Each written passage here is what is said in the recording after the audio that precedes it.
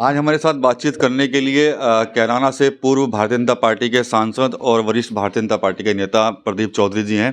प्रदीप चौधरी जी, संभल से लेकर तमाम जो अल्पसंख्यक समुदाय से जुड़े मुद्दे हैं उनको आजकल इकरा हसन बड़ी जोर शोर से उठा रही हैं और खासकर भारतीय जनता पार्टी पर हमलावर भी वो दिख रही हैं। क्या कहेंगे आप इस पर? देखिएगा, जैसे कि बात आपने कही है कि इस प्रकार के मुद्दों को लेकर के बातें की जा रही हैं। जनप्रतिनिधि का दायित्व बनता है कि वो सभी लोगों का ठीक प्रकार से ध्यान रखें, लेकिन पिछले कुछ दिनों से समाजवादी पार्टी के सांसदों के द्वारा इस प्रकार की स्थिति बनाने की बात की जा रही है जिसका कहीं से कहीं तक भी कोई मतलब नहीं है।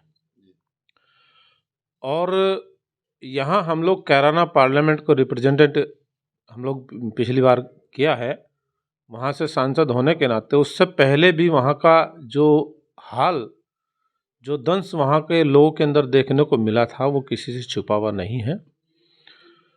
लोग अपने प्रतिष्ठानों को छोड़ करके बाहर दूसरे प्रदेशों में रहने के लिए मजबूर हो गए थे। महिलाएं, बच्चे परेशान थे। व्यापारी पलायन को लेकर के मजबूर था। व्यापारियों के साथ किस प्रकार का दुर्व्यवहार, किस प्रकार की वसूली, किस प्रकार का अत्याचार उनके साथ होता रहा। और ताज्जुब यहाँ तक होता है कि किसी भी प्रकार की आवाज़ इन लोगों के द्वारा उस समय इस प्रकार से प्रताड़ित होने वाले लोगों के आवाज़ कहीं उन्होंने नहीं उठाई। हमारे ही भारतीय जनता पार्टी के सांसद रहे बाबू हुकम सिंह जी, उन्होंने उस विषय को प्रदेश ही नहीं, देश ही नहीं, पूरे प्रमुखता से मीडिया के सम्मुख उस बात को रख करके सरकार के सम्मुख उस विषय को रखा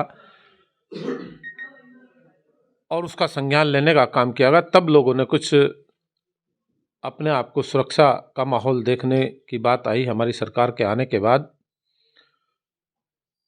और सरकार ने बहुत गंभीरता से उस पर काम भी किया है, तत्परता से काम किया है। हमारे देश के गृह मंत्री आदरणीय अमित शाह जी भी उन पीड़ित परिवारों से आकर के मिलकर के गए थे। उत्तर प्रदेश के मुख्यमंत्री आदरणीय योगी जी भी उन पीड़ित परिवारों के साथ बैठ करके चर्चा कर करके गए थे कि भाई अब किसी प्रकार की दहशत तो नहीं है।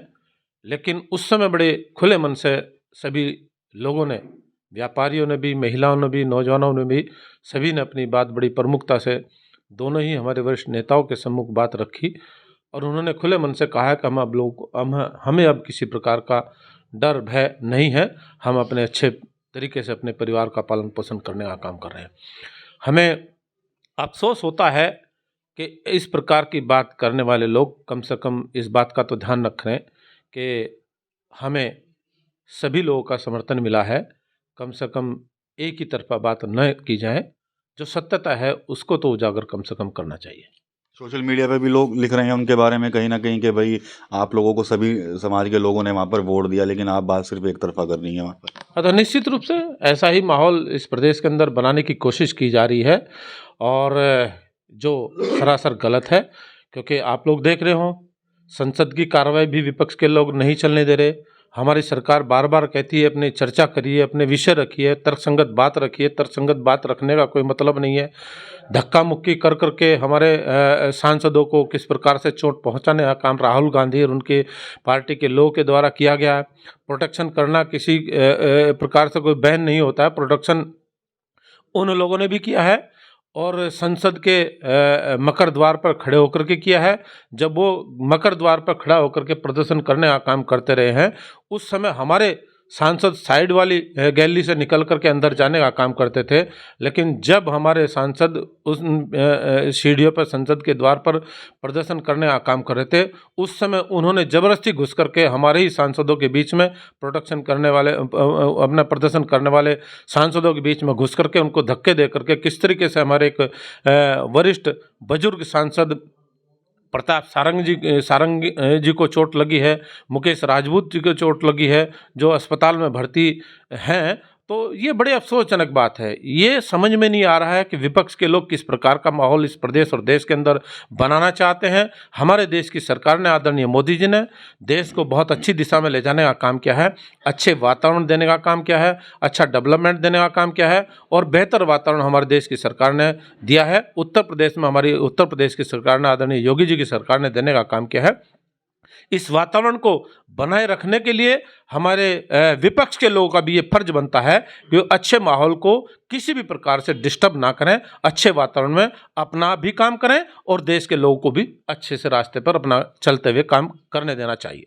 अंबेडकर जी के जो लेकर जो बयानबाजी हुई थी उसके बाद लगातार समाजवादी पार्टी, कांग्रेस मुखर है, प्रदर्शन लगातार कर रही है।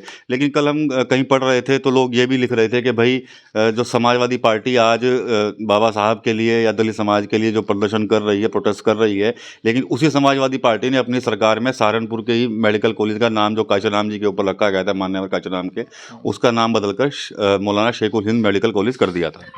ये सब जो विपक्ष के लोग राजनीति नहीं कर रहे, वो नौटंकी करने का काम कर रहे हैं। और नौटंकी करने वाले लोगों को किस प्रकार से पिछले कुछ चुनाव से लगातार इस देश और प्रदेश की जनता जवाब देने का काम कर रही है।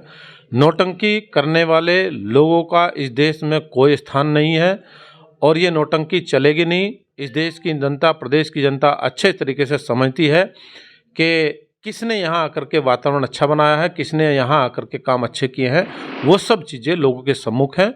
अब भ्रम और भ्रमित लोग नहीं होंगे और इन सब चीज़ों से बाहर निकल करके लोग अपना काम कर रहे हैं और करेंगे। धन्यवाद एमपी साहब। तो ये थे कैराना से पूर्व सांसद प्रदीप चौधरी जी। कहीं ना कहीं इकरा हसन पर तो निशाना साधा ही साधा है। इसके अलावा जो बाबा साहब भीमराव अंबेडकर के जो उस बयान को लेकर जो संसद में हुआ था, उस पर जो विपक्ष के लोग जो लगातार धरना प्रदर्शन कर रहे हैं, उस पर प्रदीप चौधरी का साफ कहना है कि सभी लोग जो है वो नौटंकी कर रहे हैं। टीवी 9 यूपी के लिए सहारनपुर से विकास कपिल।